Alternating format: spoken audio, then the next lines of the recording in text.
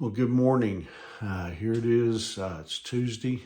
It's August the 22nd, and I hope that you had a good Monday. I hope that you were able to have a good start to this week, and even if you weren't able to finish everything that you were set out to do yesterday. God has, He's given us another new day. He's given us a fresh day, a day of, as I always like to say, a day of opportunities. And I hope and pray that, we'll all take advantage of those opportunities today, as God gives them to us. And hopefully we'll have a chance to encounter somebody today that needs to hear maybe the word that I have for you today. But anyway, hope that you're well rested this morning and ready to go. This morning, I want to share with you a devotional entitled "What Makes God Happy."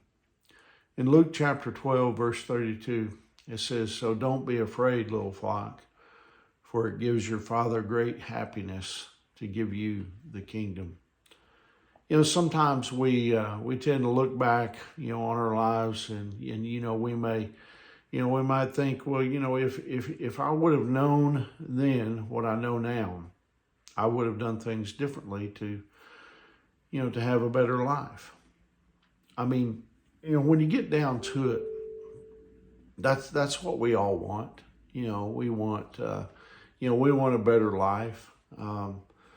John chapter 10, Jesus, he tells us what life ought to be about. And essentially, He reveals the meaning of our lives. And he says in John 10, verse 10, he says, the thief's purpose is to steal and kill and destroy. My purpose is to give them a rich and satisfying life.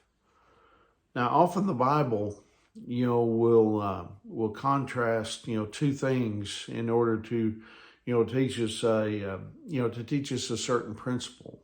I mean, for example, in Matthew chapter 7, Jesus in verses 13 and 14, Jesus, he spoke about, the narrow way, that leads to life, and the broad way that, leads to destruction. And then in chapter 7, that same chapter, Matthew 7, in verses 24 through 27, Jesus, he contrasted the wise man who, built his house on the rock, with the foolish man who built his house on the sand. When we read these passages, we need to look at that contrast, at the choices that life, presents to us. Here, as we were talking about in John chapter 10, Jesus, he contrasts two options for life. He was saying, here's the devil's plan, and here's my plan. The devil's plan is, again, to, steal, kill, and destroy. But on the other hand, Jesus, he's come, to give us a rich and satisfying life. Now, why does he do this, for us? Why would he even bother to do that for us? Well, he gives us the answer in the next verse in John chapter 10, verse 11. He says, "I am the good shepherd." The good shepherd sacrifices his life for the sheep. You see, the word "good" that Jesus used is full of meaning here. You see, it not only means good in a moral sense, but you see, it also could be translated, beautiful, winsome, lovely, and attractive. So therefore, Jesus, he's our beautiful, attractive, winsome, lovely shepherd. And the shepherd's purpose for us is that we would flourish.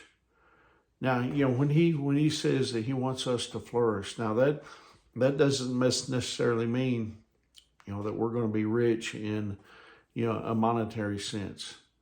It means he's going to give us a rich life of meaning. It's going to have purpose. when we are living the Christian life the way it's supposed to be, it's rich in the things that God will provide for us. He'll provide our daily needs. That's one thing that God will take care of. But he gets us through, the valleys and the mountaintops, all of it go together, and he'll get us through anything that we're going to go through. And so I hope that'll encourage you here on this Tuesday morning. Hope you have a wonderful day. Remember, Angie and I, we love you guys, and we're praying for you. And Lord willing, I'll see you tomorrow morning. God bless you.